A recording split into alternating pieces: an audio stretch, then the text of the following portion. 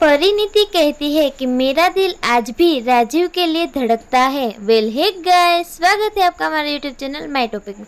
तो बात करें सीरियल परिणीति की, तो आने वाले शो में आपको दिखाने वाले हैं कि मैंने बहुत कोशिश की अपने दिल को समझाने की, लेकिन मैं अपने दिल को नहीं समझा पा रही हूँ। मैं क्या करूँ? सॉरी आई, तुम क्यों सॉरी बोल रही हो? यहाँ पर परी को जलाने के लिए राजीव नीति को गले लगा ही लेता है। उसको अंदर ही अंदर बहुत ही गुस्सा आ रहा है, उसको बहुत बुरा भी लग रहा है और सोचता है मैं क्या करूँ या क्या ना करूँ। उसे कुछ भी समझ में नहीं आ रहा है। पर यहाँ पर मैंने नीति को गले तो लगा लिया है, उसे लग भी रहा है कि परी यहाँ पर सच बोल भी देगी या नहीं। क्या वो सच कबूल करेगी कि वो परी है, पार्वती नहीं? पर यहाँ पर ऐसा कुछ भी नहीं होता है। जब वो उन दोनों को देखती है पर वो कुछ भी नहीं बोलती और फिर वो कहती है कि मैं आपका ऑफिस में इंतजार कर रही हूँ, आप जब नीति से बात कर ले फिर आ जाना। तो दोस्तों, ये सब चाल नीति की ही थी। तो यहाँ पर बेबी और नीति ने मिलकर प्लान बनाया था कि राजीव को दोबारा से फंसाना है अपनी जाल में।